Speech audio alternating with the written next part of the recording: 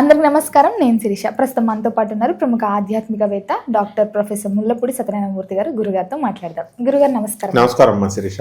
గురుగారు, ప్రజెంట్ జనరేషన్లో చాలా మందికి ఆర్థిక పరంగా చాలా సమస్యలు ఉంటున్నాయి. ఎంత సంపాదించినా ఇప్పుడు ఫస్ట్ నుంచి 31 తారీఖు వచ్చే వరకు అసలు ఫైనాన్షియల్గా చాలా మంది ప్రాబ్లమ్ ఫేస్ చేస్తున్నారు. ఈఎంఐస్ అని, పిల్లల ఫీజులని. సో ముఖ్యంగా చూసుకుంటే ఇలాంటి సమస్యకి ఒక రెమెడీ తెలియజేయండి. అలాగే నా దగ్గర ఈ తాళపత్ర గంధ్రం అనే పుస్తకం ఒకటి ఉంది. సో ఇందులో చాలా రెమెడీస్ ఉన్నాయంట. ఒకసారి మాకు దీని గురించి తెలియజేయండి. ఇది తాళపత్ర గ్రంథం అంటే ఏంటంటే, ఇంతకుముందు తాటాకులతో రాసేవారు. తాటాకుల పైన ఇలా ఈ ఇనప ఘూటంతో ఇలా రాసేవారు. నెమలి ఏకతో కూడా రాసేవారు. తాటాకులు అలా పోయి జాజి పత్రం ఈ వీటి మీద కూడా రాసేవారు. వినాయకుడు వ్యాసుల వారికి మహాభాగవతం రాసినప్పుడు వ్యాసుల వారు డిక్టేట్ చేస్తుంటే వినాయకుడు రాశాడు. అవన్నీ కూడా తాటాకుల్లో ఉండిపోయినాయి కాబట్టి అవన్నీ ఇప్పుడు పుస్తకాల రూపంలో ప్రింట్ చేస్తున్నారు. నీ దగ్గర మొత్తం తాళపత్ర గ్రంథ ఒక బ్యాంక్ ఉంది నీ దగ్గర. శిరీష అంటే తాళపత్ర గ్రంథానికి బ్యాంకు కాబట్టి ఇది బాగా సంపాదించావు, గుడ్. ఇది గురు చరిత్ర అని గురు తంత్రం ఇందులోకి వస్తుంది. తాళపత్ర గ్రంథం ఇది. ఇప్పుడు అవన్నీ పుస్తకాల రూపంలో ప్రింట్ చేశారు. ఇదిగో ఇలా నల్లగా అయిపోయినాయి చూసా, ఇవన్నీ కూడా. కాబట్టి బాగానే సంపాదించావు, వెరీ గుడ్. అయితే ఇందులో మనం ఏం చేయొచ్చు అంటే, ఈ నువ్వు అడిగినట్టుగా అప్పుల బాధలు, ఆర్థిక ఇబ్బందులు బాగా పెరిగిపోయినాయి జనానికి. అంటే ఈఎంఐలు ఇవన్నీ కూడా. ఇంతకుముందు ఏంటి, ఒక్క 10,000 రూపాయల జీతం భార్యాభర్తలు ఇద్దరికి వస్తే చాలు, 5,000 వచ్చినా చాలు, ఇద్దరు చక్కగా సర్దుకునేవారు, వెళ్ళేవారు. ఇప్పుడు ఇంటి అద్దెలు ఎక్కువ, తర్వాత మెయింటెనెన్స్లు, పెట్రోలు గిట్రోలు రేట్లు పెరిగిపోయినాయి. ఆఫ్టర్ ఆల్ మామూలు ఉల్లిపాయ 100 రూపాయలు అయిపోయింది. ఆ టైప్లో ఖర్చులన్నీ పెరిగిపోయినాయి.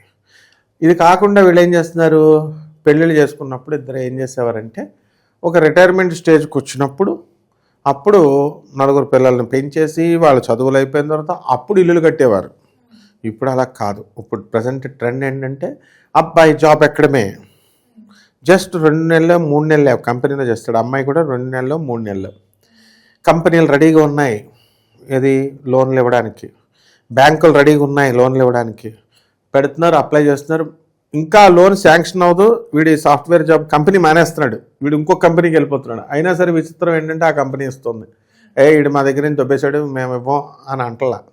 అందువలన ఎక్కువ మంది కొంటున్నారు ఇల్లులు స్టార్టింగ్లోనే. దానికి ఈఎంఐలు కట్టాలి కదా, మరి నెలకి 50,000 అట్లా.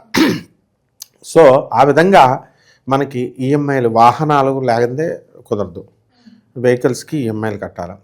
అలాగే దీనికి ఇళ్ళకి కట్టాలి. బంగారం తీసుకుంటున్నారు, బంగారం అసలే రేట్లు దాటిపోయినాయి, కోటలు దాటిపోయినాయి. తులం 1,30,000 దగ్గరికి వస్తుంది. సో ఈ రకంగా పిల్లల చదువులు, ప్రతి ఓడు ఇంటర్నేషనల్ స్కూల్ అని పెట్టుకోవడమే. అక్కడ ఏబిసిడీలే చెప్పేది. గవర్నమెంట్ స్కూల్స్కి వెళ్ళిన వాళ్ళు ఐఏఎస్ ఆఫీసర్లు లేరు. ఈ ఇంటర్నేషనల్ స్కూల్స్లో చదివినవాడు ఎవడో కూడా ఒక్కడ ఐఏఎస్ అయినట్టు చూపించమని చూద్దాం, ఉండం. అయినా సరే ఫీజులు మాత్రం ఎల్కేజీకే 2.5 లక్షలు 3 లక్షల ఫీజు. అందువల్ల మేమంతా ప్రొఫెసర్లు అయ్యి మేము రైల్వే మిక్స్డ్ హై స్కూల్ రాజమండ్రిలో చదివాం, గవర్నమెంట్ జూనియర్ కాలేజీలో చదివాం, ఐడిఎస్లో చదివాం. ఇలా అన్ని గవర్నమెంట్లో చదివినా మనకి మా ఫీజు 5 రూపాయలు ఉండదు. వీళ్ళు 2.5 లక్షలు 3 లక్షలు ఏబిసిడీలు చెప్పడానికి. సో ఇవన్నీ తట్టుకోవడానికి కోసం వీళ్ళు ఏం చేస్తున్నారంటే అప్పులు ఎక్కువ చేస్తున్నారు. కాబట్టి అప్పుల కోసం భయపడక్కర్లేదు. మనము వీళ్ళకి ఈ అప్పుల బాధ పోవాలి అంటే ఏంటంటే, కుజుడు స్ట్రాంగ్గా ఉండాలి జాతకంలో. కుజుడు కర్కాటక రాశిలో కనుక ఉన్నట్లయితే వాడికి పాపం అప్పులు బాధ ఎక్కువ ఉంటుంది. అందువలన మనకి కుజుడు ఏమండి మరి నాకు డేట్ ఆఫ్ బర్త్ సరిగ్గా లేదండి, ఇవన్నీ నాకు కుజుడు ఎలా ఉన్నాడో లేదో తెలియట్లేదండి అంటే, ఎవరినైతే కుక్క కరుస్తుందో వాళ్ళని చూడండి. కుక్క కరిస్తే దోషం పోద్ది, కుజ దోషం పోద్ది. అందువలన కుక్క ఎప్పుడు కరుస్తుందా అని చూసుకోవాలి, లేకపోతే మనమే వెళ్ళి కరిపించేసుకోవాలి, దరిద్రం వదిలిపోతుంది. సో ఈ యొక్క కుజుడు స్ట్రాంగ్గా ఉండాలి. మకరంలో ఉంటే బ్రహ్మాండంగా ఉంటుంది, స్థలాలన్నీ కొంటారు. ఇప్పుడు ఏసీబీ వాళ్ళు పట్టుకున్న గవర్నమెంట్ ఆఫీసర్లు వాళ్ళు 100 కోట్లు 200 కోట్లు అంటారు. వీళ్ళందరికీ కుజుడు బాగుంటాడు. అలాగే గురుడు కూడా మిత్రక్షేత్రాల్లో ఉండాలి, మంచి స్థానాల్లో ఉండాలి. అవి లేకపోతే కనుక మనకి ఆదాయాలు బాగా వచ్చినప్పటికీ కూడా ఖర్చులు ఎక్కువగా అయిపోతాయి. చాలామంది పాపం ఇళ్ళు కొంటారు, స్థలాలు కొంటారు, కొన్న తర్వాత అవన్నీ కూడా బంధువులకి వీళ్ళకి మెయింటెనెన్స్, అందరినీ ఇంటిల్లిపాది తమ్ముళ్ళని పోషిస్తారు, చెల్లెళ్ళని పోషిస్తారు. వీళ్ళ పిల్లలు మనవలు వచ్చే టైంకి పాపం వీళ్ళ దగ్గర డబ్బులు లేక ఇబ్బందులు పడుతూ పెట్టలేకపోయామో పిల్లలకి మనవాళ్ళకి అని బాధపడతారు. ఏం చేస్తాం మరి, అది కర్మది. కాబట్టి ఇటువంటి వాళ్ళకందరికీ కూడా ఒక పరిష్కారం ఉంది. ఇప్పుడు మనము అప్పులు తీరిపోవాలి అంటే కంపల్సరీ మంగళవారం నాడు ఉపవాసం చేయాల్సిందే. సుబ్రహ్మణ్యేశ్వర స్వామి వారికి నిత్యము పూజ చేయాల్సిందే. ఓం శరవణ భవ అనేటటువంటి మంత్రంతో జపం చేయాల్సిందే. తర్వాత ఎర్రని పుష్పాలు, ముఖ్యంగా మద్ది చెట్టు పువ్వులు తెచ్చి సుబ్రహ్మణ్యేశ్వర స్వామికి సమర్పించాల్సిందే. మందార పుష్పాలు, రేఖమందారం, ఎర్ర మందార పుష్పాలు, ముద్దమందారం పెట్టినెవరు, పెట్టవచ్చు కానీ పెట్టినెవరు వీళ్ళు, మనకి చాదస్యం ఎక్కువ కదా, అందుకని గులాబీ పువ్వులు ఇలాంటివి ఎరుపు రంగు పుష్పాలు పెట్టాలి. అలాగే ఎరుపు రంగు ఫలాలు, ఈ దానిమ్మ పళ్ళు, యాపిల్ పళ్ళు ఇలాంటివి సుబ్రహ్మణ్యేశ్వర స్వామికి పెట్టాలి. ఇది రావడం వల్ల, ఇలా చేయడం వల్ల మనము ఇచ్చినటువంటి అప్పుల్లో ఉంటాయి కదా, మనము ఇతరుల దగ్గర తీసుకున్న అప్పులు అవి తీర్చేటటువంటి శక్తి వస్తుంది. ఇకపోతే మనము ఇతరులకు ఇచ్చేసాం అప్పులు, నష్టద్రవ్య ప్రాప్తి అంటారు దాన్ని. ఇతరులు మనం ఇచ్చేసాం. దానికి ఏం చేయాలంటే, ఏదైనా బంగారం ఎవరికన్నా ఇచ్చేసినా వాళ్ళ దొబ్బేసి, ఏదైనా డబ్బులు ఇచ్చేసినా వాళ్ళ తీసేసుకొని ఇంకా మనకి తిరిగి ఇవ్వట్లేదు అనుకోండి, అటువంటి వాళ్ళకి ఏం చేయాలి అంటే, మనము గురువారం నాడు ఉపవాసం చేయాలి. మేడి చెట్టుకి పూజ చేసుకోవాలి. మేడి చెట్టుని ఇంట్లోనే వేసుకోవచ్చు, లేదా చిన్న కుండీలో వేసుకొని చెట్టు పెద్దదవుతున్న కొద్దీ అప్పుడు తీసేసి రోడ్డు మీద పెంచవచ్చు. మేడి చెట్టు మొదలలో ఇదిగో గురుతంత్రం చెప్తుంది. ఈ గురు చరిత్ర తాళపత్ర గ్రంథంలో గురుతంత్రం క్లియర్గా చెప్తుంది. ఏమని చెప్తుందంటే, మనకి మేడి చెట్టు దగ్గర అత్రి అనసూయ దంపతులు ఉంటారు. వాళ్ళ కుమారుడైనటువంటి బ్రహ్మ విష్ణు మహేశ్వరుడు ముగ్గురు కలిసినటువంటి దత్తాత్రేయ స్వామి వారు ఉంటారు. దత్తాత్రేయుడు, గురు దత్తాత్రేయుడు, ఆయన శ్రీ మహావిష్ణువు అవతారం. బ్రహ్మ విష్ణు ముగ్గురు శివుడు అవతారం, కానీ విష్ణు అంశం ఎక్కువ ఉంటుంది. అలాగే ఆయన భార్య అయినటువంటి అనఘాదేవి అంటే లక్ష్మీదేవి, వీళ్ళిద్దరూ కూడా ఆ యొక్క చెట్టు మొదల్లో ఉంటారు. 64 యోగిని గణాలు, యోగిని మాతలు వాళ్ళిద్దరిని కూడా పూజ చేస్తూ ఉంటాయి. అందువలన గురువారం నాడు వీళ్ళు ఏం చేయాలంటే, ఈ యొక్క మేడి చెట్టుకి పూజ చేయాలి. అలాగే ఆ మేడి చెట్టు చుట్టూ ప్రదక్షిణాలు చేయాలా. దిగంబర దిగంబర శ్రీపాదవల్లభ దిగంబర, దిగంబర దిగంబర బ్రహ్మ విష్ణు మహేశ్వర, బ్రహ్మ విష్ణు మహేశ్వర, దిగంబర దిగంబర నృసింహ సరస్వతి దిగంబర అంటూ ఆ చెట్టు చుట్టూ తిరగాలన్నమాట. తిరిగితే దత్తాత్రేయ స్వామి వారి యొక్క అనుగ్రహంతో మనం ఇచ్చినటువంటి అప్పులన్నీ కూడా మనకి తిరిగి వచ్చేస్తాయి.